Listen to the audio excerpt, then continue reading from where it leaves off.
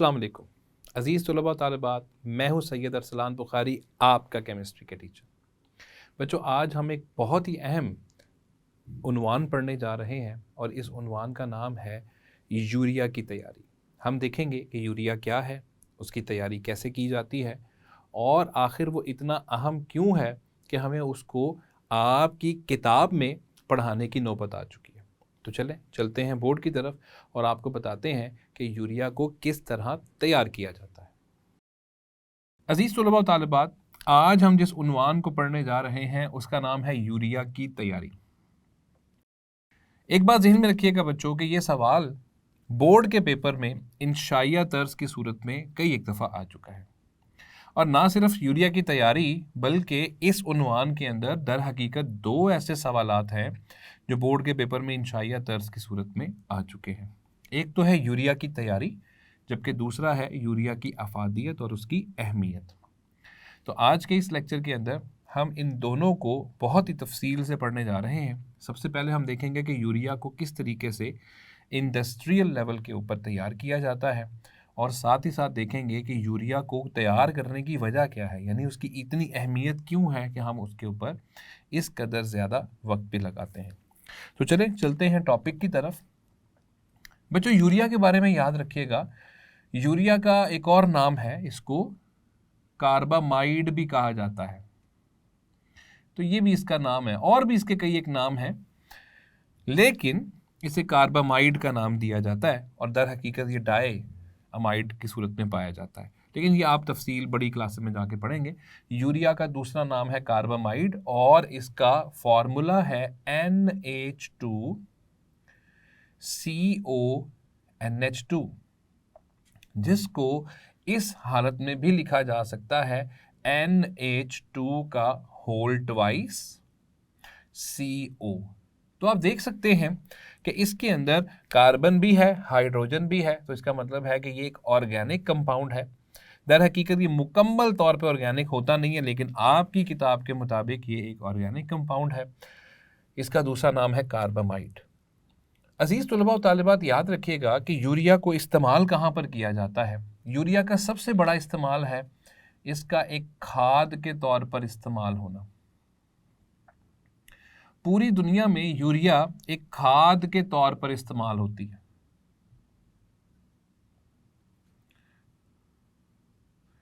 तो इसका खाद के तौर पर इस्तेमाल होता है। अब ये ऐसा क्या करता है कि इसको हम खाद के तौर पर इस्तेमाल करते हैं?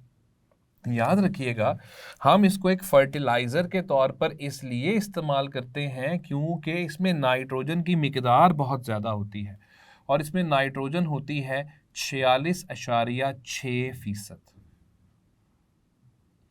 और जो यानी ये जो मैंने आपके सामने ये जो मिकदार लिखी है, ये किसी भी फर्टिलाइज़र में सबसे ज़्यादा मिकदार है नाइट्रोजन की।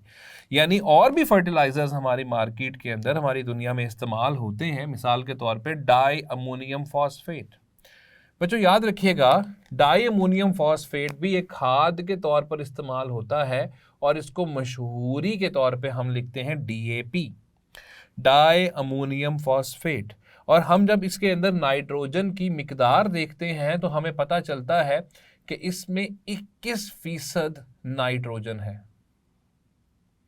आप अंदाज़ा कीजिए कि और DAP यानी डाई अमोनियम फॉस्फेट दुनिया में बहुत सारे मुल्कों में इस्तेमाल होती है, बशमूल पाकिस्तान।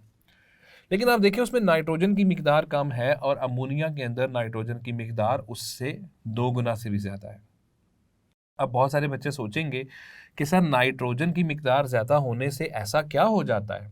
तो याद रखिएगा, चूँकि इसके अंदर नाइट्रोजन है और यही नाइट्रोजन जैसे ही हम फसलों में डालते हैं, पानी ऊपर से हम उसमें हल करते हैं, पानी डालते हैं। याद रखिएगा, अमोनिया पानी में शानदार तरीके से हल होता है, बहुत ही ज़बरदस्त तरीके से ये पानी में हल हो जाता है। जितना आप पानी में डालेंगे उतना ही हल हो जाएगा।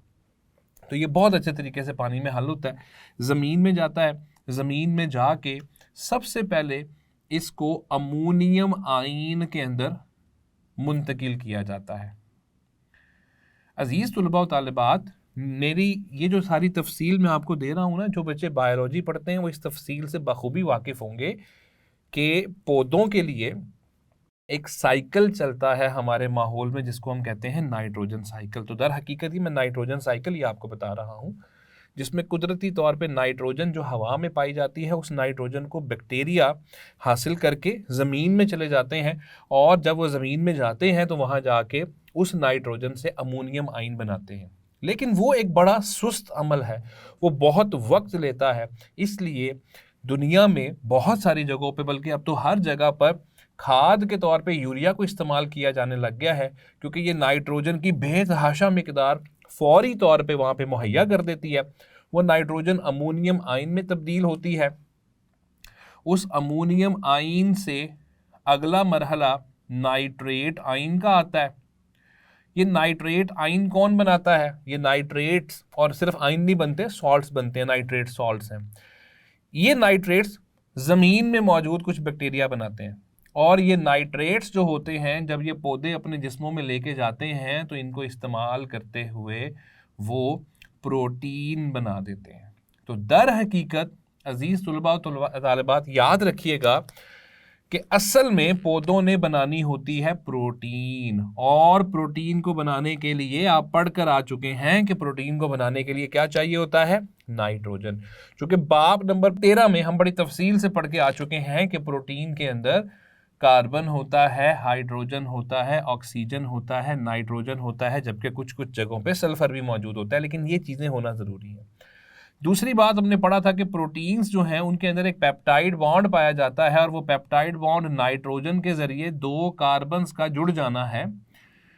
तो आप अंदाज़ा कीजिए कि यूरिया के अंदर इस कदर ज़्यादा मिकदार नाइट्रोजन की, ज़मीन में नाइट्रोजन की मिकदार किस कदर ज़्यादा बढ़ा देगी, और वहाँ पे पौधे कितनी ज़्यादा नाइट्रोजन को हासिल करेंगे।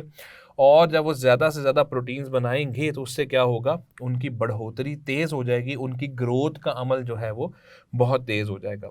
और असल में यूरिया को इसीलिए इस्तेमाल किया जाता है ताकि हम फसलों में उसको डालें और फसलों की जो ग्रोथ है वो बढ़ जाए। तो यूरिया का हमने देख लिया कि यूरिया का इस्तेमाल कितना बड़ा है। एक चीज़ जो मैं यहाँ आपको बताना चाह रहा हूँ एक अहम नुक्ते की सूरत में, वो ये है कि यूरिया पूरी दुनिया में सबसे ज़्यादा इस्तेमाल होने वाला फर्टिलाइज़र है।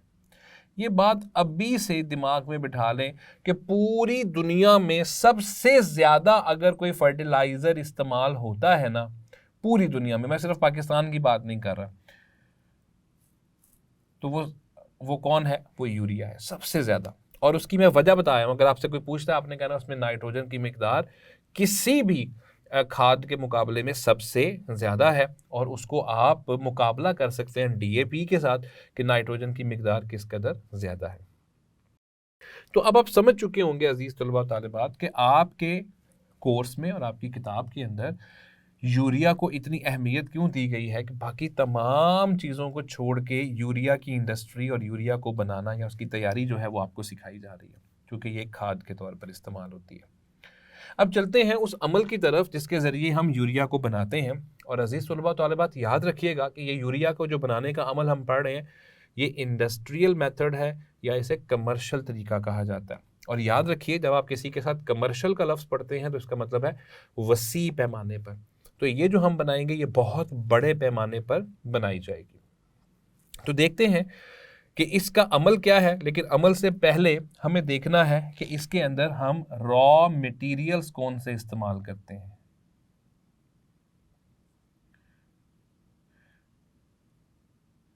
रॉ मटेरियल्स हम कौन से इस्तेमाल करते हैं। तो बच्चों याद रखिएगा, इसके रॉ मटेरियल्स कोई ज़्यादा मुश्किल नहीं है। इसके रॉ मटेरियल्स आसानी से मिल जाते हैं, ज़्यादा महंगे नहीं हैं, हम उनको बआसानी जो है वो पैदा कर सकते हैं, बना सकते हैं। अब इसके रॉ मटेरियल्स कौन कौन से हैं? सिर्फ दो रॉ मटेरियल्स हैं। पहले नंबर पे है अमोनिया गैस। और अमोनिया गैस जिसका फॉर्मूला आपको पता है NH3 होता है, तो इसके लिए हमें अमोनिया गैस चाहिए। और दूसरे नंबर पे कार्बन डाइऑक्साइड गैस। बस ये दो चीजें चाहिए।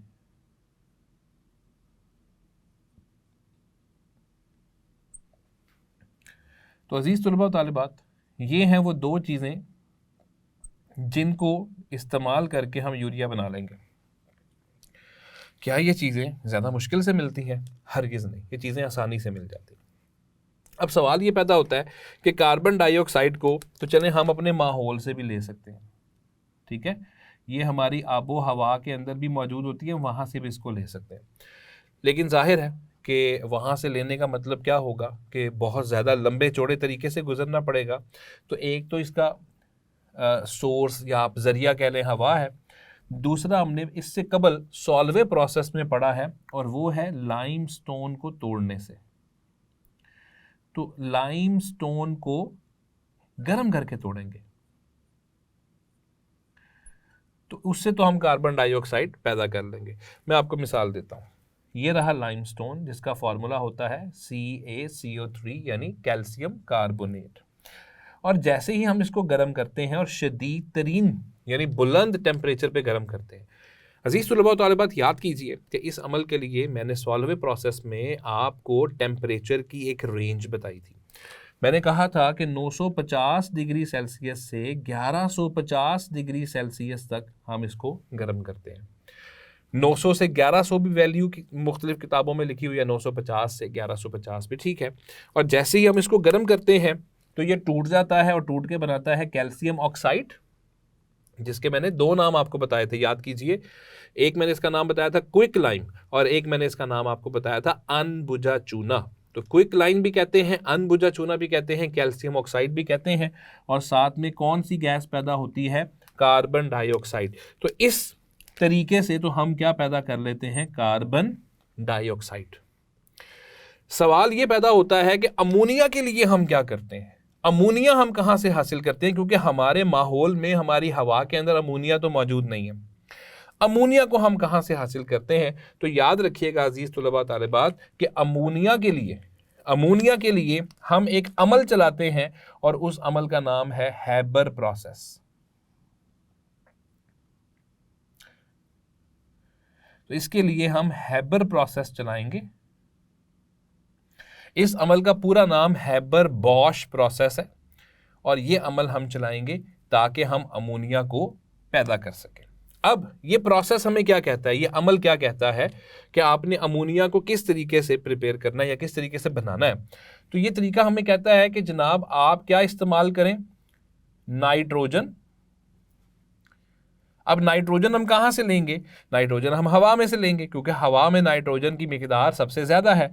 तो जैसे ही हम हवा की डिस्टिलेशन करेंगे तो हवा की डिस्टिलेशन करके हम नाइट्रोजन हासिल कर लेंगे। और इसके साथ क्या मिलाना है? हाइड्रोजन। तो नाइट्रोजन और हाइड्रोजन को कुछ खास हालात पे, और वो शराइत और वो हालात अभी हम पढ़ने लगे हैं, तो नाइट्रोजन और हाइड्रोजन को आपस में मिला लिया जाए। अब नाइट्रोजन के बारे में तो हम पहले ही बात कर चुके कि नाइट्रोजन को तो हम हमारी हवा से हासिल कर लेंगे। जब हम हवा की डिस्टिलेशन करते हैं तो चूंकि हवा के अंदर 78% नाइट्रोजन है और 21% ऑक्सीजन है, तो जब हम हवा को लिक्विड बना के यानी लिक्विड एयर बना के उसकी डिस्टिलेशन करते हैं, गर्म करते हैं उसको, तो अपने अपने बॉइलिंग पॉइंट के ऊपर नाइट्रोजन अलग और ऑक्सीजन अलग हो जाती है। इस तरह हम नाइट्रोजन को हवा में से हासिल कर लेंगे। तो नाइट्रोजन तो हवा में से आ गए। हाइड्रोजन हम कहां से हासिल करेंगे? क्योंकि हाइड्रोजन तो हमारी हवा में ट्रेस के तौर पे, और अजीज तलबा तालिबात याद रखिएगा, ट्रेस हम उस चीज को कहते हैं जो इंतहाई कम जो है मिकदार में पाई जाती है। तो ये तो ट्रेस है, उसको वहां से हम कैसे हासिल करेंगे? लिहाजा हाइड्रोजन को हासिल करने के लिए हम क्या करते हैं? हम एक तरीका इस्तेमाल करते हैं जिसको हम कहते हैं वाटर गैस तरीका। वाटर गैस का तरीका हम इस्तेमाल करेंगे इस काम के लिए। तो मैंने आपको बता दिया कि नाइट्रोजन तो हवा से मिल जाएगी, मसला है हाइड्रोजन का। अब हम हाइड्रोजन को कैसे हासिल करेंगे ताकि हम इनका रिएक्शन करवा सकें? तो अजीज तलबा तो तालिबात याद रखिएगा कि हाइड्रोजन को हासिल करने के लिए हम क्या करते हैं, दो काम करते हैं। सबसे पहले तो हम लेते हैं मीथेन CH4 और इस मीथेन को गर्म करते हैं स्टीम के साथ, आम पानी के साथ नहीं, क्योंकि आम पानी के साथ तो मीथेन ने जल्दी करके रिएक्शन देना ही नहीं है। हम गर्म करते हैं और पानी को स्टीम की सूरत में मुंतकिल करते हैं। तो मीथेन और स्टीम का जब रिएक्शन होता है तो याद रखिएगा कि इसके नतीजे में एक मिक्सचर बन जाता है जिसमें कार्बन मोनोऑक्साइड होती है और हाइड्रोजन गैस होती है। अजीज तुलबा तालिबात याद रखिएगा कि ये जो मिक्सचर बन गया है किस किस का, कार्बन मोनोऑक्साइड और हाइड्रोजन का, ये मिक्सचर कहलाता है वाटर गैस। तो इस मिक्सचर का नाम है वाटर गैस। और आप देखिए कि इसके अंदर हाइड्रोजन मौजूद है और हम इनको भी लिक्विड में, माया में मुंतकिल करके इनकी डिस्टिलेशन करके हाइड्रोजन को हासिल कर सकते हैं। और हाइड्रोजन इस तरीके के जरिए कसीर तादाद में हमें मिल जाती है। आप देखें कि यहाँ पर 1 यूनिट कार्बन मोनोऑक्साइड का और 3 यूनिट किसके होते हैं, हाइड्रोजन के।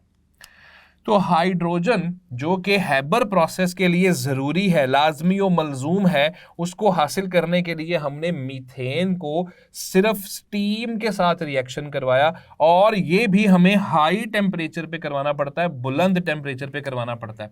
तो ज़्यादा टेम्परेचर दे के स्टीम के साथ उसका रिएक्शन करा के वाटर गैस बनाते हैं। उस वाटर गैस के अंदर क्या मौजूद होता है, हाइड्रोजन। तो यहाँ से लेते हैं हाइड्रोजन और हवा में से लेते हैं नाइट्रोजन और इनका आपस में क्या करवाते हैं, रिएक्शन। इसी अमल का नाम है हैबर प्रोसेस या हैबर बॉश प्रोसेस। तो चलें, सबसे पहले यूरिया को बनाने के लिए जो पहला अमल है वो हैबर प्रोसेस है। तो सबसे पहले अमोनिया की तैयारी, यानी यूरिया बनाने के लिए पहला अमल, पहला मरहला अमोनिया की तैयारी है।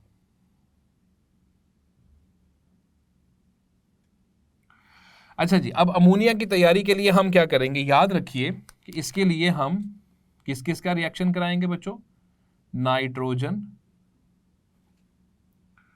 और हाइड्रोजन का रिएक्शन करवाएंगे।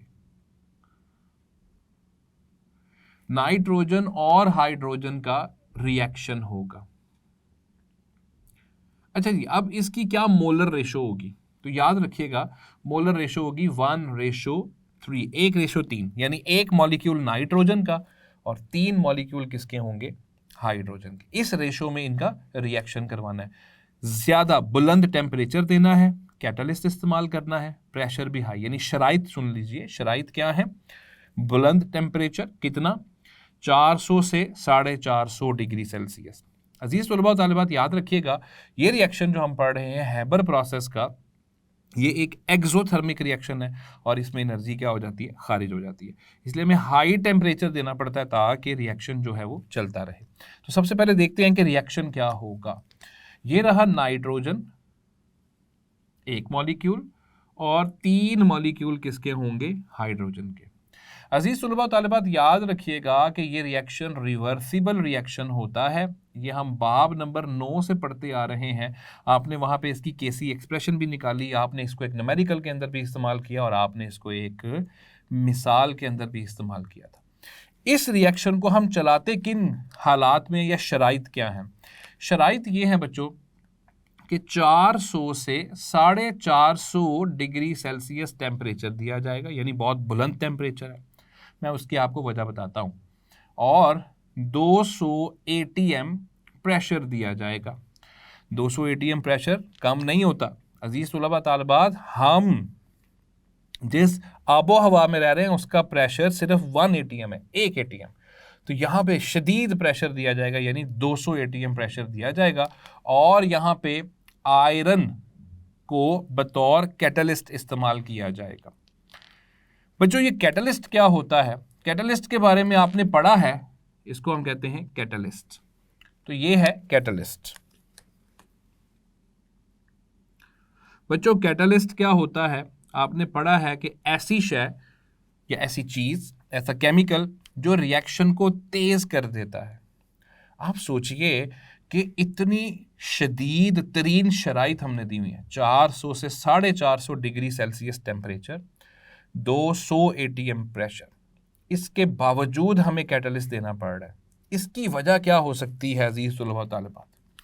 इसकी वजह है नाइट्रोजन का एक इनर्ट गैस होना। जी हाँ, नाइट्रोजन एक इनर्ट गैस है, और इनर्ट गैस वो होती है जो आम हालात में रिएक्शन नहीं करती। क्या कभी आपने सोचा है कि हमारी आबो हवा में नाइट्रोजन की मिकदार इस कदर ज़्यादा क्यों है कि वो 78% है? इसलिए उसकी मिकदार इस कदर ज़्यादा है बच्चों क्योंकि किसी के साथ रिएक्शन नहीं करती, वो इनर्ट है। तो जो इनर्ट है, जो रिएक्शन नहीं करती, उसकी मिकदार ज़ाहिर है बहुत ज़्यादा होती है। तो इसके इतनी शदीद तरीन शराइत देने के बावजूद हमें आयरन जो है वो बतौर कैटलिस्ट उसमें शामिल करना पड़ता है। असल में आयरन को हॉट किया होता है, ये टेम्परेचर जो हम दे रहे हैं वो आयरन को गर्म करने के लिए होता है। तो आयरन बिल्कुल लाल सुर्ख हो चुका होता है गर्म हो के, और उसके ऊपर से हम इन दोनों गैसों को इकट्ठा गुजारते हैं, तो इनका आपस में रिएक्शन होता है, और इनके रिएक्शन से 2 यूनिट किसके बन जाते हैं? अमोनिया के बन जाते हैं। इसमें अजीज तुलबा तालिबात याद रखिएगा कि नाइट्रोजन भी गैस की सूरत में इस्तेमाल होती है, हाइड्रोजन भी गैस की सूरत में इस्तेमाल होती है, और अमोनिया भी गैस की सूरत में ही बनती है। और यहाँ से हम इस अमोनिया, बनने वाली अमोनिया को क्या कर लेते हैं? निकाल लेते हैं। तो यूरिया बनाने के लिए पहला जो हमें काम करना पड़ता है वो अमोनिया की तैयारी करनी पड़ती है हैबर प्रोसेस के ज़रिए।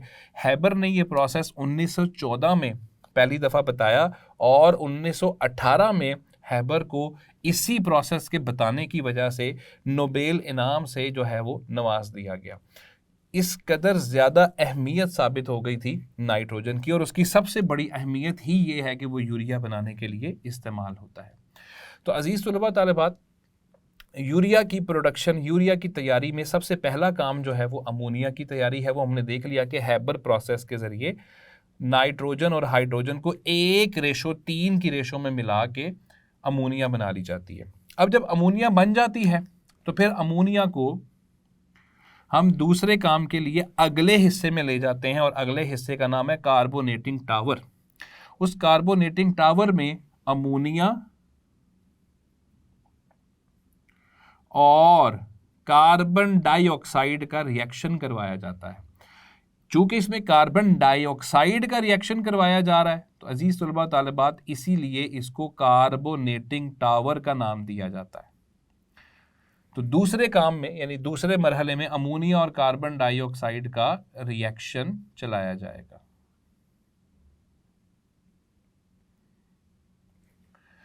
अमोनिया और कार्बन डाइऑक्साइड का जैसे ही रिएक्शन होता है, हम देखते हैं कि इससे क्या बनता है, लेकिन मैंने तफसील बता दी कि ये कार्बोनेटिंग टावर में होता है, और इस पूरे अमल को कार्बोनेशन का नाम दिया जाता है।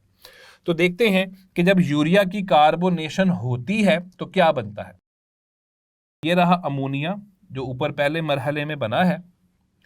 इसके अंदर सिर्फ हम क्या शामिल करते हैं? कार्बन डाइऑक्साइड, और इसको करना पड़ता है गर्म। जो ही हम इनका आपस में रिएक्शन करवाते हैं, इस रिएक्शन में एक नहीं बल्कि अमोनिया के 2 यूनिट्स इस्तेमाल होते हैं, कार्बन डाइऑक्साइड का एक ही यूनिट इस्तेमाल होता है, और इन दोनों के रिएक्शन से एक कंपाउंड बन जाता है। उस कंपाउंड का फॉर्मूला है NH4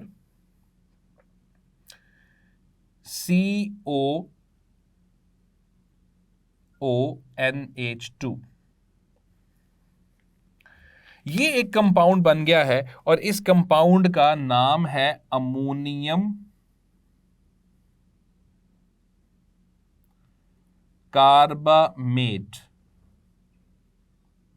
इसको हम कहते हैं अमोनियम कार्बामेट। यानी जो ही हम अमोनिया के अंदर से कार्बन डाइऑक्साइड को गुजारते हैं, बच्चों ये कार्बन डाइऑक्साइड कहां से आई? ये आई है किल्न से।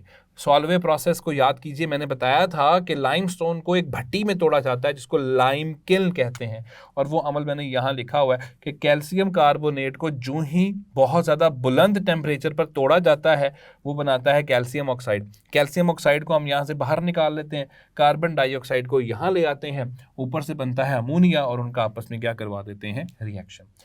इन दोनों के रिएक्शन से एक अकेली चीज बनती है, कंपाउंड बनता है जिसका नाम है अमोनियम कार्बामेट। इस अमोनियम कार्बामेट को हम सिर्फ थोड़ा सा गर्म करते हैं।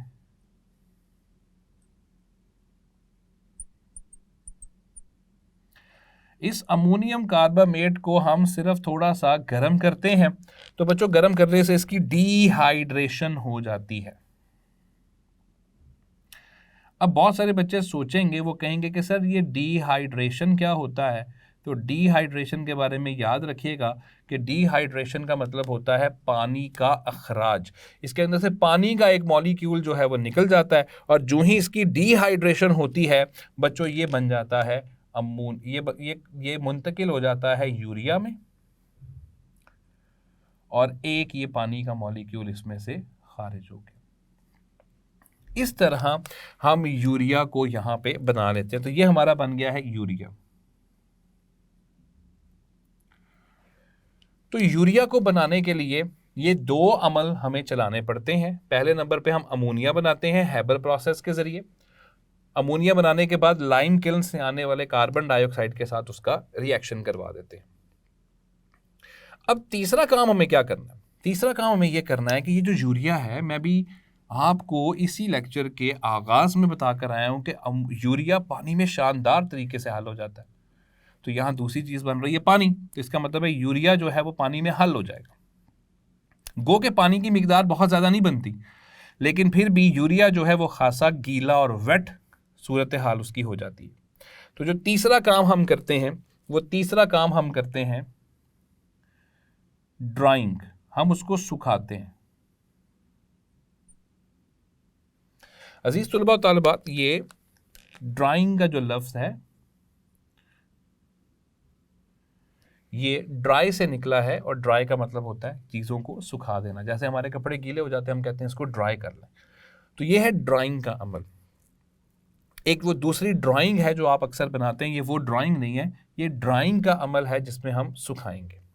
अब इसमें हम क्या करते हैं बच्चों, इसके लिए हम उसको एक और हिस्से में लेके जाते हैं जिसको कहा जाता है ड्राइंग चेम्बर या ड्रायर, उसमें लेकर जाते हैं। अब उसमें हम क्या करते हैं, ऊपर से, अब जरा गौर से सुनिएगा, उसमें क्या होता है, यूरिया जो कि गीला सा है ये असल में ग्रेन्यूल्स की सूरत में होता है। ग्रेन्यूल्स का मतलब है छोटे छोटे छोटे छोटे ज़रात होते हैं और वो पानी में भीग चुके होते हैं। तो इसका हम क्या करते हैं, ड्रायर के अंदर लेके जाते हैं। ड्रायर में हम नीचे से गर्म हवा छोड़ते हैं। ड्रायर के बेस यानी बॉटम से, ड्रायर के नीचे वाले हिस्से से गर्म हवा को अंदर दाखिल करते हैं। जैसे ही गर्म हवा अंदर दाखिल होती है, ऊपर से स्प्रे करते हैं यूरिया का। ये जो यूरिया बना है ना, थोड़ा सा गीला है, इसको ऊपर से हम इसको स्प्रे करते हैं। जैसे ही हम इसको ऊपर से स्प्रे करते हैं, नीचे से गर्म हवा जो है वो ऊपर आ रही होती है, इनका आपस में टाकरा होता है उस गर्म हवा की वजह से, और वो गर्म हवा हम काफ़ी प्रेशर के साथ देते हैं। तो वो गर्म हवा के साथ जैसे ही यूरिया का टाकरा होता है, तो वो उसके अंदर से सारा पानी जो है उसको एवेपोरेट करने लग जाती है। तो पानी जब एवेपोरेट होता है तो यूरिया सूखने लग जाता है। यूरिया के वो जो ज़रात है, ग्रेन्यूल्स हैं, वो नीचे गिरना शुरू हो जाते हैं, क्योंकि उनके अंदर से पानी सारा ऊपर गया, वो खुद नीचे आ रहे हैं। तो पानी निकलने की वजह से वो माया से, यानी वो निस्बतन थोड़ी सी माया हालत होती है, लेकिन अब वो ठोस बन गए, ग्रेन्यूल्स बन गए। वो ग्रेन्यूल्स नीचे गिरना शुरू हो जाते हैं और हवा अपने साथ सारे पानी को ऊपर लेकर चली जाती है। तो ड्राइंग का जो अमल है उसमें हम यूरिया जो हमने बनाया है पिछले मरहले में, दूसरे स्टेप के अंदर, उसकी ड्राइंग हो जाती है, उसको हम सुखा देते हैं। और इसके लिए सिर्फ ये करते हैं कि हम नीचे से गर्म हवा का, यानी ड्रायर के निचले हिस्से से हम गर्म हवा जो है वो दाखिल करते हैं, और ऊपर से यूरिया को स्प्रे किया जाता है। गर्म हवा जो है वो उसके अंदर से पानी का इखराज कर देती है, पानी को एवेपोरेट कर देती है, और यूरिया ठोस हालत में ग्रेन्यूल्स की सूरत में नीचे गिरना शुरू हो जाता है, और उसको हम नीचे से क्या कर लेते हैं, अलहदा कर लेते हैं। जी तो बच्चों, ये था ड्राइंग का अमल। और ड्राइंग के अमल में मैंने आपको बता दिया कि यूरिया जो है वो ग्रैन्यूल्स यानी छोटे छोटे ज़रात की सूरत में नीचे गिरेगा, इसीलिए इस ड्राइंग के अमल को यूरिया की ग्रैनुलेशन भी कहा जाता है। तो इसको यूरिया की ग्रैनुलेशन भी कहा जाता है। ग्रैनुलेशन का मतलब है कि हम उसके ग्रैन्यूल्स बना रहे हैं, और ग्रैन्यूल्स कहते हैं छोटे छोटे ज़र्रात को। तो इस तरह हम यूरिया को बना लेते हैं, यूरिया नीचे गिरने लग जाता है और उस यूरिया को हम पैकेट्स के अंदर बंद करके मार्केट के अंदर भेजना शुरू कर देते हैं। तो ये था यूरिया की तैयारी का पूरा अमल। अब देखते हैं कि यूरिया के फ़वाइद क्या हैं, यानी यूरिया की अहमियत और उसका मकाम। देखते हैं कि इतनी अहमियत जो है वो क्यों दी जा रही है, आखिर क्या वजह है कि यूरिया को इस कदर ज़्यादा अहमियत और मकाम और दर्जा दे दिया गया है। इसमें सबसे पहले नंबर पर तो मैं आपको बता दूं कि पूरी दुनिया में जितना भी यूरिया बनता है उसका 90% यूरिया किस में जाता है, फर्टिलाइज़र के तौर पर इस्तेमाल होता है। तो 90% यूरिया फर्टिलाइज़र के तौर पर इस्तेमाल होता है। तो बच्चों फर्टिलाइज़र के तौर पर इस्तेमाल होता है।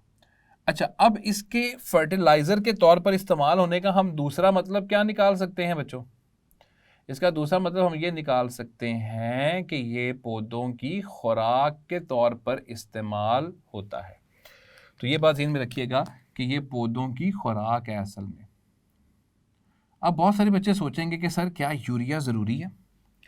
ज़रूरी और लाजमी और मलजूम तो नहीं है, लेकिन आप देखें कि ये सारा अमल यानी नाइट्रोजन का ज़मीन में जाना, फिर उससे नाइट्रोजन से अमोनियम बनना, फिर उसके बाद नाइट्रेट बनना, फिर पौधों में जाना, उससे प्रोटीन बनना, ये काम खासा एक सुस्त काम है जो बैक्टीरिया के ज़िम्मे कुदरत ने तो लगाया हुआ है। लेकिन चूँकि गुज़िश्ता कुछ अरसे से, कुछ सालों से, या आप कह लीजिए कि पिछली 1 सदी की अगर हम बात कर लें, तो चूँकि हर चीज़ की डिमांड इस कदर बढ़ गई है कि उसकी तरसील करना ज़रूरी हो गया, इसलिए आबादी का तनासुब भी बढ़ रहा है। इसलिए आजकल फर्टिलाइज़र यानी खाद को इस्तेमाल करना किसानों की एक मजबूरी बन चुका है कि वो एक ख़ास और एक मुख्तसर और कलील अरसे के अंदर वो एक बड़ी काश्त चाहते हैं, इसलिए वो फर्टिलाइज़र के तौर पर इस्तेमाल कर लेते हैं। लेकिन इसके कुछ नुकसानात भी हैं। अगर हम यूरिया के नुकसानात देखें तो हमें पता चलता है कि अगर इस यूरिया मिला पानी कुछ ज़्यादा ही इंसान उसको जो है वो इस्तेमाल कर रहे हैं, या उसका हमारी जिल्द के साथ अगर उसके कोई किसी किस्म के मामलात हो रहे हैं, तो उसमें हम देखते हैं कि जिल्द के इन्फेक्शन जो है वो सामने आ रहे हैं। यूरिया के बारे में ये कहा जाता है कि ये एक जिल्द का इन्फेक्शन पैदा करता है जिसको डर्माटाइटिस कहा जाता है। और डर्माटाइटिस जो है उसका इलाज काफ़ी लंबा होता है और इससे जल्दी आराम जो है वो नहीं आता। यूरिया से मिला हुआ पानी अगर इंसान की आँखों में पड़ता है तो इन आँखों में जलन शुरू हो जाती है। तो इसके फ़वाइद तो हैं ही हैं, लेकिन साथ ही साथ इसके नुकसानात भी हमें नज़र आते हैं। गो के नुकसानात कोई बहुत शदीद और बहुत ख़तरनाक नहीं है, लेकिन फिर भी उसके नुकसानात हैं। इसीलिए किसानों को हमेशा गवर्नमेंट की तरफ से हमेशा किस वक्त में कितना फर्टिलाइज़र डालना है इसके अहकामात जारी किए जाते हैं और उनको उनके मुताबिक ही चलना चाहिए।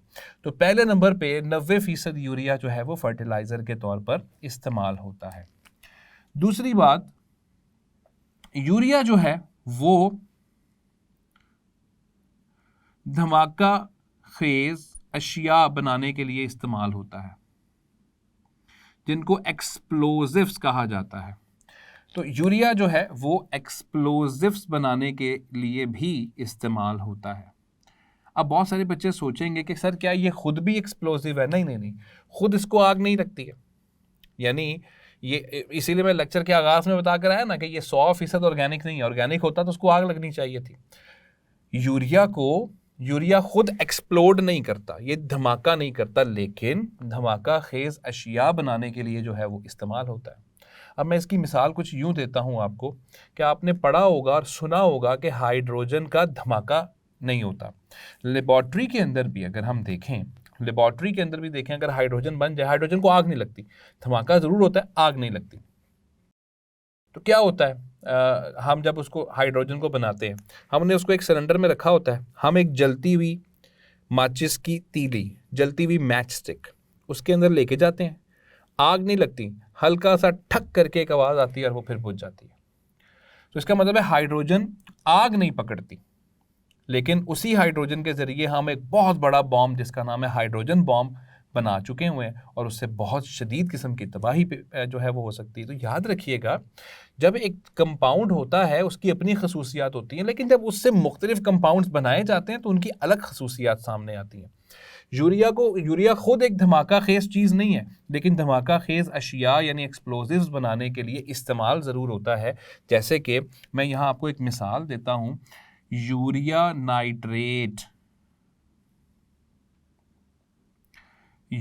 नाइट्रेट नाम का एक कंपाउंड है और वो एक बड़ा ज़बरदस्त किस्म का एक्सप्लोसिव है। और आपने अक्सर शायद नाम सुना हो कि बिल्डिंग्स वगैरह जो पुरानी हो चुकी होती हैं, बोसीदा हो चुकी होती हैं इमारतें, उन्हें गिरा दिया जाता है। उनको गिराने के लिए हम आम तौर पे जो धमाका खेज मवाद इस्तेमाल करते हैं वो यूरिया नाइट्रेट का बना होता है। तो ये आप देखें कि यूरिया खुद एक धमाका खेज मवाद नहीं है, लेकिन धमाका खेज मवाद और इस तरह की अशिया एक्सप्लोसिव्स बनाने के काम आती है। तीसरे नंबर पे इसका जो बहुत बड़ा फ़ायदा है वो है ऑटोमोबाइल इंडस्ट्री के अंदर। अच्छा बच्चों, अब ये ऑटोमोबाइल इंडस्ट्री में इसका इस्तेमाल क्या है, आप बाब नंबर 14 ज़रा जहन में लेकर आएँ, जहां हमने पढ़ा था कि जब इंजन के अंदर या किसी भी जगह पे कंबस्शन की जाती है तो वहाँ पर ऑक्साइड्स पैदा होते हैं, एग्जॉस्ट गैसेस खारिज होती हैं, और उन एग्जॉस्ट गैसेस के अंदर NOx भी होते हैं, यानी नाइट्रोजन के ऑक्साइड्स भी होते हैं। और हमने पढ़ा था कि नाइट्रोजन के ऑक्साइड्स जब हवा में खारिज होते हैं प्राइमरी पोल्यूटेंट की सूरत में, तो ये ऊपर जाते हैं, हवा के अंदर ठहरे रहते हैं, और जैसे ही बारिश होती है उस बारिश के साथ मिलकर नाइट्रस और नाइट्रिक एसिड में तब्दील हो जाते हैं, यानी अपने सेकेंडरी पोल्यूटेंट्स बना देते हैं। ऐसे में हमने क्या करना शुरू कर दिया है, हम क्या करते हैं, गाड़ियों के अंदर और बिलखसूस मुख्तलिफ इंडस्ट्रीज़ में जहाँ पर हमें बहुत ज़्यादा कंबस्शन करनी पड़ रही है, हम वहाँ पे यूरिया इस्तेमाल करते हैं। यूरिया का काम क्या होता है, यूरिया इन NOx वाले जो कंपाउंड्स हैं, यानी नाइट्रोजन के जो ऑक्साइड्स हैं जो ख़तरनाक हैं, उनको नाइट्रोजन के अंदर क्या कर देता है, तब्दील कर देता है। अजीज़ तलबा व तालिबात, याद कीजिए, मैंने बाब नंबर 14 पढ़ाते वक्त आपको एक चीज़ बताई थी जिसका नाम था कैटालिटिक कन्वर्टर। इसका मतलब है कैटालिटिक कन्वर्टर में हम यूरिया का इस्तेमाल कर सकते हैं, क्योंकि ये ख़तरनाक किस्म के NOx जो बनते हैं उनको नाइट्रोजन के अंदर मुंतकिल कर देता है, उसमें तब्दील कर देता है, जिसकी वजह से इंसान बहुत सारी मुश्किलात और पॉल्यूशन से बच जाता है। तो इसका यूरिया का एक इस्तेमाल हमें पोल्यूशन का ख़ात्मा भी नज़र आ रहा है या पोल्यूशन से बचाव भी नज़र आ रहा है। तो अज़ीज़ तलबा व तालिबात, ये थे यूरिया की अहमियत, उसके फ़वाइद और उसका मकाम। पाकिस्तान में बहुत सारी इंडस्ट्रीज़ ऐसी लगाई जा चुकी हैं, कुल मिला के कोई 4 से 5 तो बहुत मशहूर हैं, बड़ी बड़ी इंडस्ट्रीज़ हैं, जिनमें फौजी फर्टिलाइज़र का सबसे ऊपर नाम आता है, और वो यूरिया की खासी बड़ी मिकदार पाकिस्तान के लिए बनाते हैं। पाकिस्तान एक ज़रई मुल्क है और इसके एक ज़राअत का जो निज़ाम है वो पूरी दुनिया में बड़ा, किसी वक्त में तो बहुत शानदार था, जिसमें अब कुछ खामियां ज़रूर आ चुकी हैं। अलबत्ता यूरिया के लिहाज से पाकिस्तान खुद कफ़ील है, पहले भी था, अब भी है, लेकिन इसके अंदर यूरिया की हमेशा कभी ना कभी तरसील में मसला आ जाता है, जिसकी वजह से लोगों तक, किसानों तक यूरिया वक्त पे नहीं पहुंच पाता और कुछ मसाइल का सामना करना पड़ता है। तो बच्चों, ये था आज का टॉपिक जिसमें हमने यूरिया की तैयारी को पढ़ा। यूरिया को तैयारी पढ़ने के बाद हमने देख लिया कि यूरिया की अहमियत और उसका मकाम क्या है। तो बच्चों, ये था आज का उन्वान जिसमें हमने बड़ी तफसील से पढ़ा कि यूरिया को किस तरीके से कमर्शियल लेवल के ऊपर बनाया जाता है। साथ ही साथ हमने देख लिया कि यूरिया की अहमियत क्या है और उसका मकाम क्या है। मैं उम्मीद करता हूँ कि सब बच्चों को टॉपिक की समझ आ चुकी होगी। इंशाल्लाह अगले लेक्चर में आपसे मुलाकात होगी। तब तक अपना ख्याल रखें। अल्लाह हाफ़िज़।